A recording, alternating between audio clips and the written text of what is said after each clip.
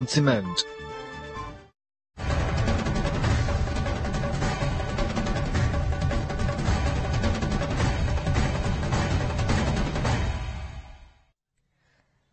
मध्य प्रदेश विधानसभा चुनाव को लेकर लोगों के मन में क्या है, उनके मन में क्या सवाल उठ रहे हैं, क्या मुद्दे वहां पर नजर आ रहे हैं, जानेंगे चर्चा चौराहा में।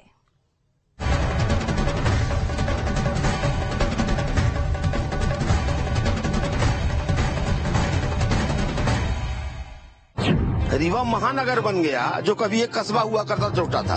यहाँ रोड, सड़क, नाली, बिजली सब कुछ है। व्यापक स्तर में रीवा में भ्रष्टाचार है। यहाँ हर व्यक्ति टक्कर में है। विकास की कोई परिभाषा है ही नहीं। विकास एक शाश्वत प्रक्रिया है। रीवा क्षेत्र विद्वानों का क्षेत्र रहा है। यहाँ पे जाति का कोई मुद्दा नहीं है। नमस्कार, बहुत स्वागत है आप सभी का। मैं हूं आपके साथ लोकेंद्र त्यागी। ग्राउंड जीरो पर आज न्यूज स्टेट की टीम पहुंची हुई है रीवा में। रीवा विंध्य का वो इलाका जो इस वक्त चर्चाओं में है, और चर्चा इसलिए भी क्योंकि दो राजेंद्र की टक्कर है। एक तरफ राजेंद्र शुक्ल हैं, एक तरफ राजेंद्र शर्मा हैं। राजेंद्र शुक्ल जो लगातार यहां से विधायक 2003 से बनते हुए आ रहे हैं, तो कांग्रेस की जो निगम के चुनाव के रिजल्ट आए उससे उत्साहित नजर आ रही है, क्योंकि लंबे समय बाद विंध्य की इस नगर निगम में रीवा में बीजेपी की हार हुई। तो क्या कड़ा मुकाबला होगा इस बार, क्या है यहाँ के मुद्दे, वो समझने की कोशिश करेंगे। रीवा की जनता इस वक्त मेरे पीछे है। एक बार जोरदार तालियां बजा दीजिए अपने लिए। और रीवा में क्या मुद्दे हैं वो आज इन तमाम लोगों से जानने की कोशिश करेंगे। एक एक कर हम शुरुआत करते हैं। सर, क्या माहौल इस बार रीवा में बन रहा है, क्या मुद्दे आपको लगता है कि इस बार हावी रहने वाले चुनाव में? देखिए, इस बार रीवा में जैसा पहला था वैसे है, कोई टक्कर वक्कर नहीं है। कहाँ फंसे हो चक्कर में, कोई नहीं है टक्कर में, सीधी बात है। चुनाव किस बात के लिए होते हैं? चुनाव होते हैं इलाके की तरक्की के लिए, शहर की तरक्की के लिए, क्षेत्र की तरक्की के लिए। आज कोई रीवा को जबलपुर से लेके यहाँ और सिंगरौली से लेके यहाँ पूरे में तुलना करके देख ले, रीवा किसी क्या है? रीवा महानगर बन गया, जो कभी एक कस्बा हुआ करता छोटा था। और ये कितने साल में बना है? भारतीय जनता पार्टी की सरकार आने के बाद रीवा का विकास हुआ। इको पार्क बना, यहाँ सड़कें यहाँ की देख के पता नहीं मध्य प्रदेश के लोगों को, जो 20 साल पुराने लोग होंगे नहीं होंगे, उनको याद नहीं होगा कि मध्य प्रदेश में सड़कें ही नहीं हुआ करती थी। रीवा जबलपुर घर जाते थे हम तो गाड़ियां अंदर घुस जाती थी, फिर बाहर निकला करती थी। तो आज जो नौजवान पैदा हुआ था आज से 20 साल पहले, उसको तो ये बात शायद मालूम नहीं होगी कि यहाँ सड़कें भी नहीं थी, यहाँ पानी भी नहीं था, यहाँ बिजली नहीं थी। बिजली आती थी तो कब आएगी और कब जाएगी ये तय ही नहीं रहता था। आज रीवा मध्य प्रदेश में बिजली है, रीवा में बिजली है, पानी है।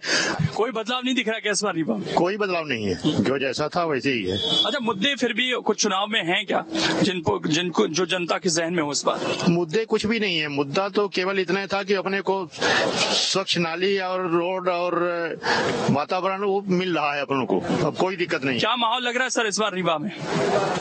रीवा प्रॉपर रीवा विधानसभा में तो भारतीय जनता पार्टी, लेकिन काम हुआ यहाँ पर। और निगम का चुनाव जिस तरीके से रहा, कांग्रेस ने वापसी की। देखिए, निगम का चुनाव एक समीकरण की बात थी, वहाँ समीकरण की बात थी, समीकरण में कुछ बिगड़ गया अलग बात है, बाकी यहाँ रोड, सड़क, नाली, बिजली सब कुछ है। अच्छा, युवाओं की बात करें रीवा में, तो युवाओं के लिए क्या प्रॉपर यहाँ पर सुविधाएं मिल रही हैं?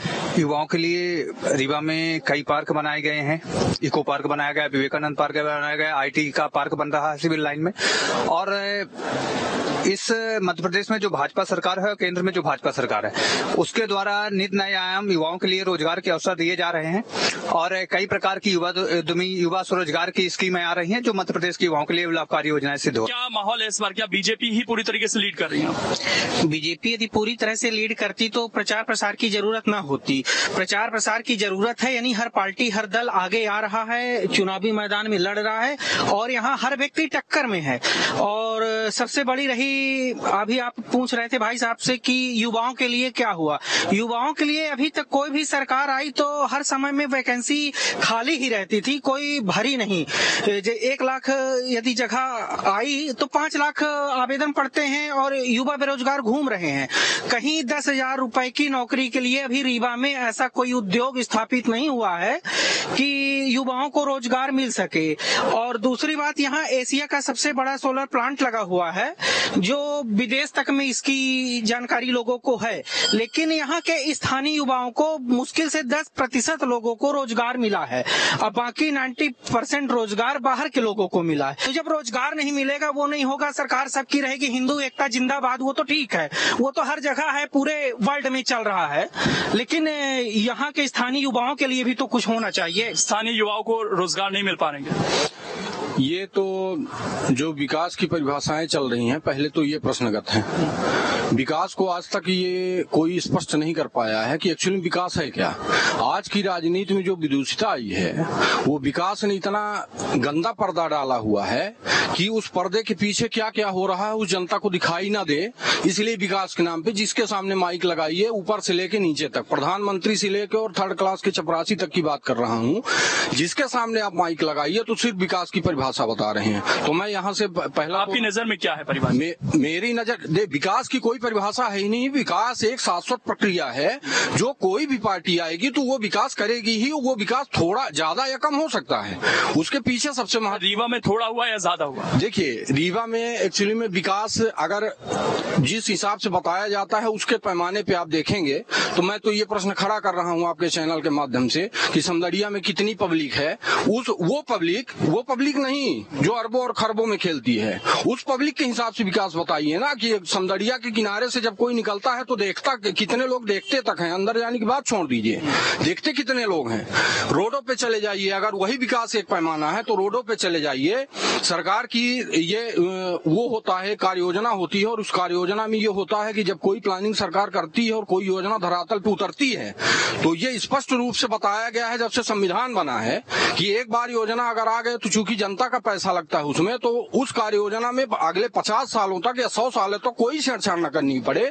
हमारे रीवा की ये स्थिति है कि चले जाइए 2 साल में रोडें बनती हैं, फिर उखड़ती हैं, सीवर लाइन बनती है, फिर ये बड़ा मसला बताया कि क्या बड़ी बड़ी चीजें यहाँ पर दिखाई जरूर जा रही हैं, लेकिन छोटे लेवल पर क्या अभी भी विकास नहीं पहुंच पा रहा है, या जो गरीब तबका है उस तक चीजें नहीं पहुंच पा रही? देखिए, पहली बात तो आपका रीवा और इस कोर्ट परिसर पर हम अभिनंदन करते हैं। ये विद्वानों का क्षेत्र माना जाता है। यहाँ हर क्षेत्र विद्वान की नगरी भी जो क्षेत्र कहा गया है। यहाँ एक गंभीर विषय पर आप चर्चा कर रहे हैं। निश्चित तौर से जो रीवा के विकास के पैमाने हैं निर्धारित है। कंक्रीट एक विकास नहीं होता है। आम आदमी की मूलभूत चीजें होती हैं, उनकी पूर्ति होनी चाहिए। आम आदमी यही चाहता है कि सड़क, बिजली, पानी व रोजमर्रा के जीवन जीने के लिए हमें वो सुविधाएं उपलब्ध होनी चाहिए। आज रीवा में बहुतायत में सबसे बड़ी चीज हो गई है करप्शन। व्यापक स्तर में रीवा में भ्रष्टाचार है। सरकार दे रही है, भारत सरकार, स्टेट गवर्नमेंट योजनाएं दे रही, योजनाएं किसी सरकार की वो चल रही हैं, पर योजनाएं सही तरीके से क्रियान्वयन नहीं हो पा रही हैं। कंक्रीट ब्रिज बन रही है, ब्रिज एक विकास का माध्यम नहीं है, उसके समस्त पहलू पूरे होने। रीवा में, मध्य प्रदेश में सिंगरौली के बाद रीवा प्रदूषण में दूसरा नंबर आ गया है। आज अवैध उत्खनन चल रहे हैं। रीवा की जो भौगोलिक थी, जो प्राकृतिक संपदाएं, तो उसका लगातार दोहन हो रहा है। युवाओं को रोजगार जिनमें मिलना चाहिए उसके लिए सरकार में बैठे हुए हमारे जनप्रतिनिधि हैं वो उपेक्षित कर रहे हैं। वो सरकार में इस बात को उठा नहीं पा रहे हैं, भ्रष्टाचार के विषय को उठा नहीं रहे हैं कि हमारे यहाँ की योजनाएं हैं वो मूर्त रूप नहीं दे पा रहे हैं, इम्प्लीमेंट नहीं हो पा रही। सरकार की जो योजनाएं हैं उसके साथ साथ अवैध उत्खनन बड़ी तेजी से बढ़ा। आप देख लीजिए रोड की बात जो कर रहे हैं, तो जो रोड है, सड़कें हैं, उसी सड़कों को कई बार निर्माण किया। लेकिन एक बात बताइए सर कि यहाँ से जो प्रत्याशी हैं वो पढ़े लिखे हैं, इंजीनियर बता रहे हैं, तो क्या एक विजन दिखता है उनका यहाँ पर युवाओं को लेकर, एजुकेशन को लेकर? परिवर्तन तो 5 साल पहले ही हो गया था, है ना। परिवर्तन 5 साल पहले ही हो गया था, मगर यह कुछ लोग गलती कहाँ से फिर आ गई सरकार, मगर यह कि इस बार परिवर्तन जरूर होगा। हाँ, मतलब ऐसी क्या चीजें आपको लग रही है कि जिसकी वजह से एक नाराजगी है यहाँ? बहुत बड़ी नाराजगी है, भ्रष्टाचार है, ये है, महंगाई है, चरम पर वो है। अच्छा, महंगाई भी मसला बन रहा है क्या इस बार के चुनाव में? क्योंकि जिस तरीके से देखा जाए अभी हाल फिलहाल में प्याज के रेट, उससे पहले टमाटर के रेट बढ़े। देखिए, महंगाई समय समय पर आवा थी, कौनो सरकार हो महंगाई न घटाई, वो क्या है, रोजगार एकदम दे ही ना, और जनता के मत स्वतंत्र है, जनता अपने मत से जेका मन पड़तो का वोट दे। लेकिन एक बात बताइए, विधायक के कामकाज से क्या संतुष्ट हैं आप लोग? यहाँ के 70% से अधिक आबादी संतुष्ट है विधायक से और विधायक की कार्यशैली से। यहाँ पर हमने देखा है रीवा डिवीजन के लिए यहाँ पहले बहुत पिछड़ा माना जाता था, भुखमरी रहती थी, लोगों के लिए पर्याप्त आयातित होता था जब खाना आता था। यहाँ एक भारतीय जनता पार्टी के शासनकाल में बाण सागर का ये जो उद्घाटन हो गया, इससे हमारे किसान काफी समृद्ध हैं, काफी गेहूं बेचते हैं, काफी चावल होता है, सब कुछ पूरा हर भारतीय जनता पार्टी ने यही इतना काम कर दिया है यहाँ पे कि यहाँ के हजारों हजार किसान तमाम संतुष्ट हैं, काम कर रहे हैं। बोलने वाले लोग तमाम रहते हैं कि विकास नहीं हुआ। विकास हम स्वाभिमान के हिसाब से भारतीय जनता पार्टी ने भारतीय जनता का स्वाभिमान जागृत किया है। एक बात ये जाति की बात भी इस चुनाव में हो रही है, ये कहा जा रहा है कि जिसकी जितनी जाति उसकी उतनी हिस्सेदारी। इस तरह के मामले क्या इम्पैक्ट करते हैं चुनाव? नहीं, अभी तो ऐसा कुछ नहीं है, वो अलग बात है। यहाँ विकास है, विकास राजन शुक्ल के द्वारा यहाँ रीवा में काफी तेजी से, बड़ी तेजी से महानगरों की तर्ज पर रीवा की गिनती होने लगी है। इसलिए यहाँ जातिवाद का कोई मुद्दा नहीं, केवल विकास का मुद्दा है और भारी मतों से वो फिर से विजयी हो रहे हैं। कोई लड़ाई टक्कर क्या जातीय जो समीकरण है वो इम्पैक्ट डालते हैं? क्योंकि जिस तरीके से यहाँ के समीकरण विंध्य के खासकर बने, यहाँ कहा जाता है कि ब्राह्मण वोट बैंक बड़ा कोर है और वो नाराज था पिछले दिनों, उसको मनाने की बीजेपी लगातार कोशिश करे। क्या इस तरह का धरातल पर कोई स्थिति है? 10% है, 10% है जो जाति लेवल पे जाते हैं, ज्यादा तो नहीं है, 10% है, उसमें वो मना लेते हैं, बीजेपी वाले भी मना लेते हैं, हर दल वाले मना लेते हैं अपने अपने हिसाब से। क्या एक तरफ रोजगार, एक तरफ विकास और दूसरी तरफ जातीय समीकरण को हर पार्टी साधना चाहती है? आपको क्या लगता है बातचीत किस पर होनी चाहिए? देखिए, जातिगत यह रीवा क्षेत्र विद्वानों का क्षेत्र रहा है, यहाँ पे जाति का कोई मुद्दा नहीं है और यहाँ पे सबसे ज्यादा जो तहरीर दी जाती है वोटिंग के समय वह है विकास के लिए।